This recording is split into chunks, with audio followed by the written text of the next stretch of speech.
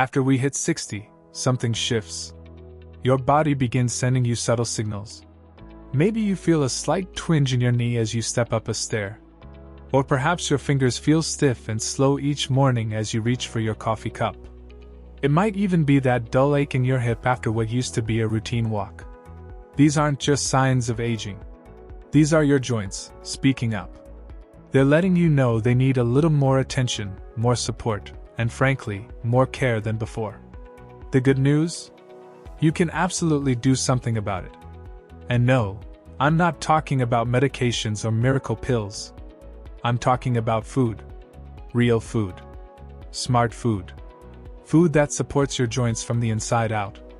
In this video, we're diving deep into the best foods for joint health after 60. We'll look at what science says, we'll explore the nutrients that matter, and we'll talk about simple changes you can make in your daily meals. Changes that can actually reduce pain, fight inflammation, and keep your joints working like they should. Let's begin by understanding what's going on beneath the surface. What actually are joints? And why do they start giving us trouble as we age? Joints are the places in your body where two bones meet. Think of your knees, your hips, your shoulders, your elbows, even the tiny knuckles in your fingers. Every one of these joints is cushioned by a protective tissue called cartilage. It acts like a shock absorber. And to keep everything smooth and mobile, they're lubricated by synovial fluid, which is like motor oil for your joints. But here's the catch. As we age, this system begins to wear down. Cartilage can thin out. Synovial fluid can lose its protective strength. And then comes inflammation, the hidden troublemaker that turns small wear and tear into full-blown joint pain. Inflammation is your body's natural defense mechanism. It helps us heal when we're injured or sick.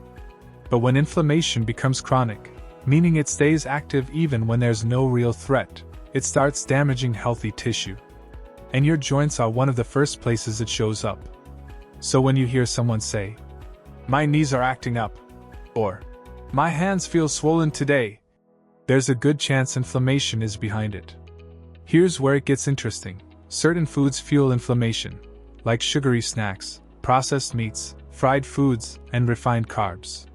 But other foods actually help fight inflammation. They cool things down, soothe your joints, and give your body the nutrients it needs to repair and protect itself. Our first goal? Put out the fire of inflammation. And we're going to do it using real, accessible, delicious food. Let's start with leafy greens. Think spinach, kale, arugula, collard greens, Swiss chard. These vegetables are nutritional powerhouses. They're rich in antioxidants, vitamin C, vitamin K, and a whole host of plant-based compounds that reduce oxidative stress. That's the stuff that ages cells and aggravates joints. Vitamin K especially is worth highlighting here.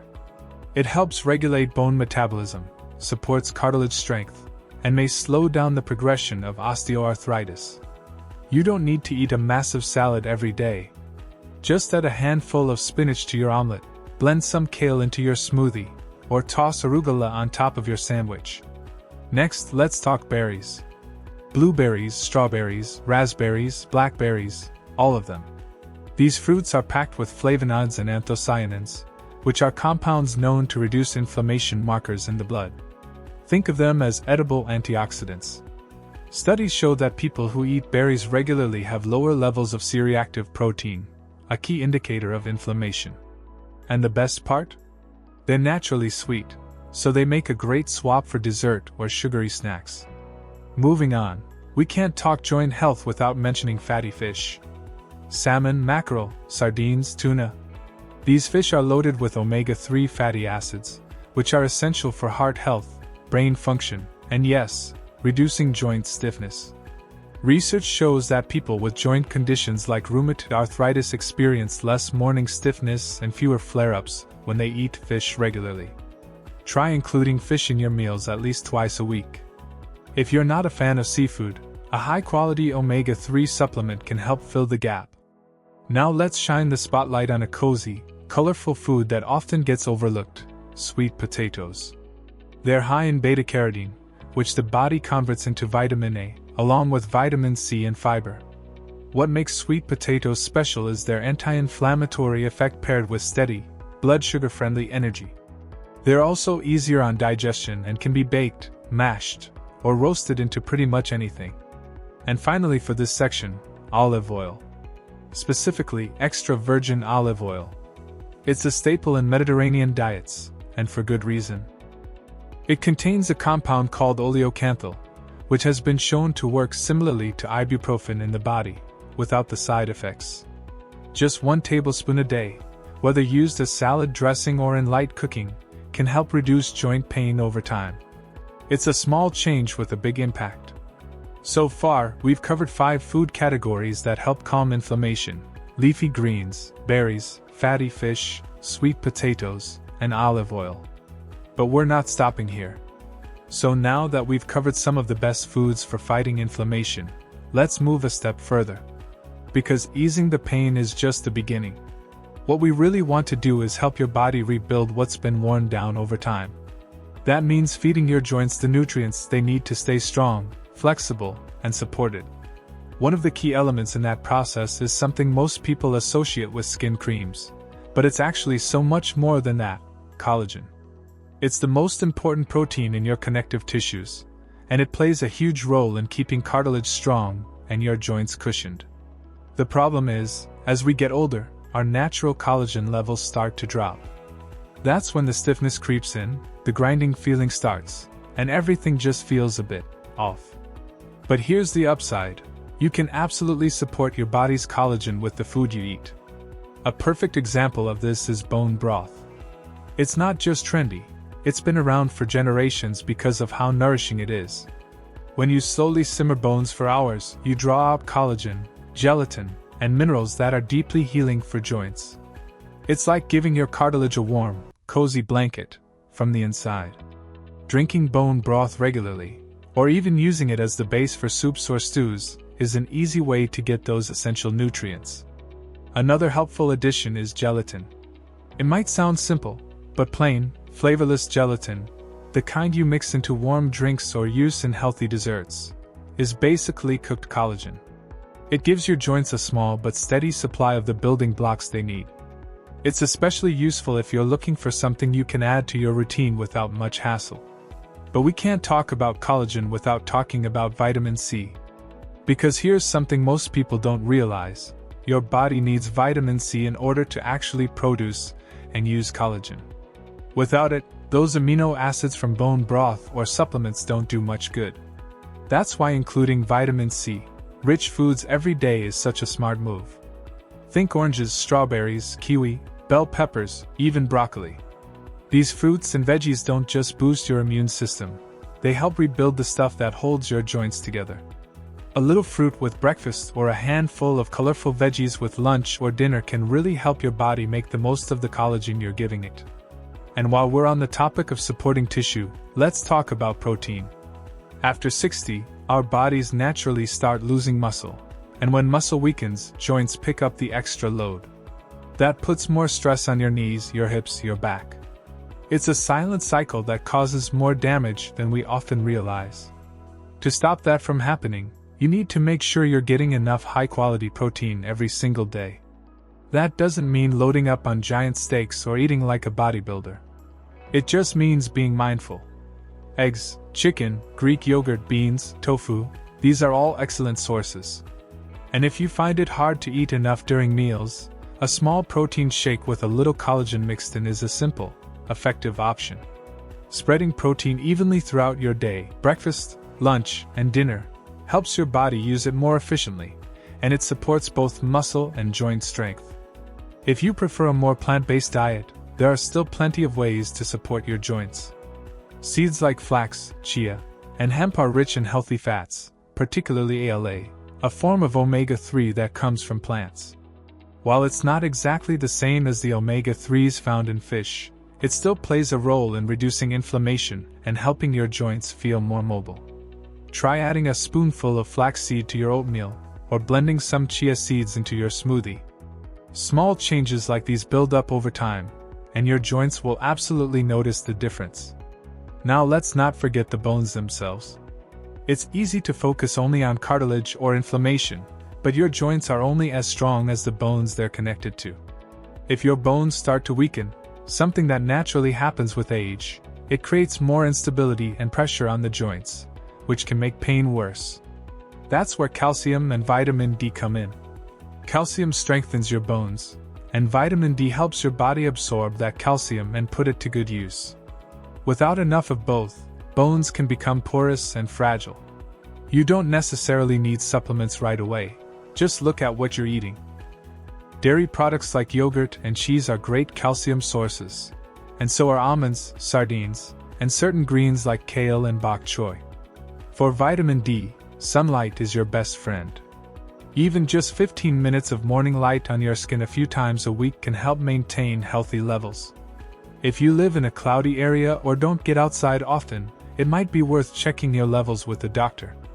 And then there are the little extras that add a lot of value, spices like turmeric and ginger. These are nature's anti-inflammatories. Turmeric contains curcumin, a compound that's been shown to reduce joint pain and stiffness, especially in people with osteoarthritis. Ginger has similar effects, helping to block the signals that trigger swelling and discomfort. Adding them to your food is easy. Stir some turmeric into your rice or soups. Brew fresh ginger into tea or toss it into a smoothie. And don't forget to pair turmeric with black pepper. It helps your body absorb the curcumin far more effectively. All of this is about creating habits, not perfection. You don't need to become a nutritionist or flip your entire diet overnight. But adding these foods gradually, paying attention to how your joints respond, and staying consistent, that's how progress happens. That's how pain starts to ease and movement starts to feel more natural again. Now that we've covered the foods that help your joints, we need to talk about the ones that do the opposite. Because some of the most common things we eat every day, things we don't even think about, are quietly making joint problems worse. And in the next part, we'll break down exactly what those are and how to start replacing them with better options. Now that we've covered the foods that help your joints feel stronger, more flexible, and less inflamed, it's time to look at the other side of the equation. Because even if you're eating all the right things, your progress can get slowed down, or even reversed, if you're still consuming foods that are quietly working against you. And the hard truth is, many of those foods are hiding in plain sight. They're the everyday staples we've gotten used to, the things we reach for when we're tired, when we're busy, or just when we're craving something comforting. But some of those convenient choices are actually fueling inflammation, making joints feel stiffer, sorer, and more sensitive than they should. Let's start with the obvious one, sugar. Not just table sugar, but also high fructose corn syrup, sugary drinks, baked goods, processed cereals, and even some so-called healthy snacks. The problem with sugar isn't just that it adds calories, it's that it spikes insulin levels and triggers inflammatory pathways in the body. And when those pathways stay active, they keep the joints in a low-grade state of inflammation. That leads to swelling, discomfort, and over time, real damage. If your knees or fingers tend to feel more sore after a weekend of sweets, that's not your imagination. It's a real response. That's your body saying, "I'm working harder than I need to." Cutting back on sugar, even gradually, can make a noticeable difference in just a few weeks. You don't have to go cold turkey. You can start by replacing sugary drinks with water, herbal tea, or sparkling water with lemon. You can choose snacks that are naturally sweet, like dates or fruit, instead of cookies or pastries. Over time, your taste buds will adjust, and your joints will quietly start to thank you. Right behind sugar is another hidden troublemaker, refined carbohydrates. Think white bread, white rice, regular pasta, and many boxed snacks. These foods are quickly broken down into sugar by the body, which has the same inflammatory impact. On top of that, they lack fiber, which is essential for gut health, and your gut is deeply connected to inflammation levels. If you're used to eating a sandwich every day, try switching to whole grain or sprouted bread. Choose brown rice or quinoa instead of white rice. Swap out traditional pasta for a chickpea or lentil-based version once in a while. These small changes don't take extra time or money, but they do give your body better tools to fight inflammation. Next up, processed meats. Things like bacon, sausage, ham, deli meats, and even hot dogs.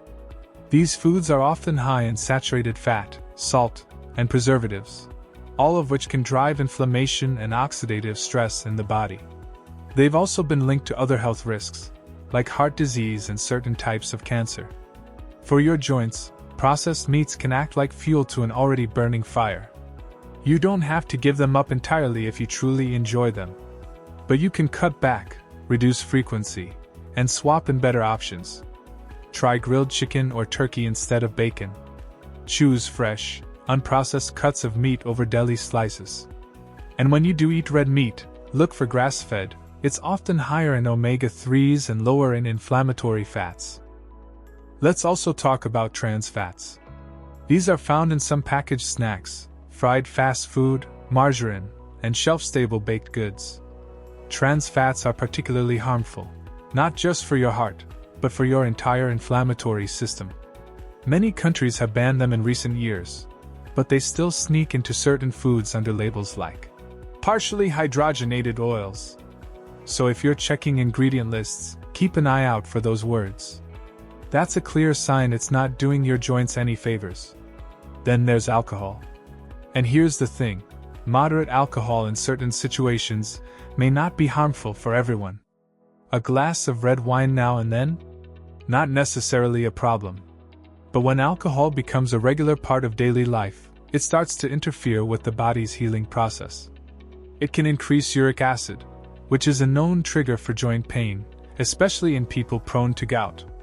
It also weakens the liver's ability to process toxins, which then circulate longer in the body and may increase inflammation. If you're dealing with chronic joint pain, one of the simplest experiments you can try is to cut back on alcohol for a few weeks and see how your body responds.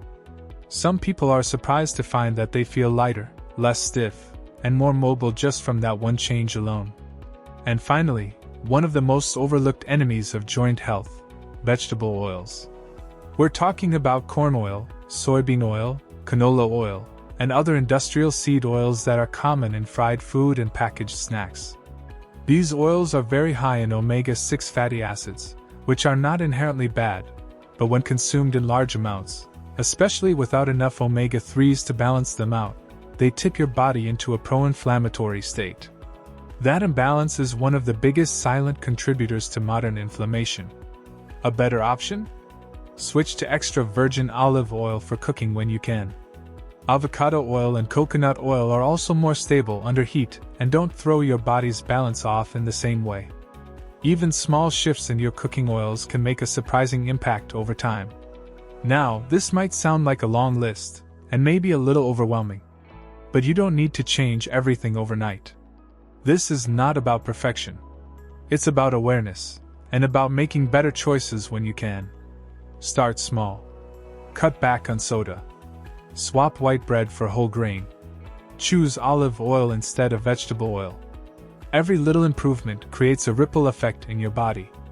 And here's what's beautiful. Once you start reducing the foods that hurt your joints, the foods that help them can do their job more effectively. Less inflammation means better circulation, improved nutrient delivery, and stronger healing. You might start noticing less morning stiffness. Maybe stairs feel easier. Maybe that dull ache in your fingers starts fading. These are the quiet victories that add up. In the final part of this series, we're going to pull everything together. We'll walk through a full day of joint-friendly eating: breakfast, lunch, dinner, snacks, and drinks, all simple, tasty, and designed to keep your joints happy. If you've made it this far, you're already doing something great for your health. Let's finish strong.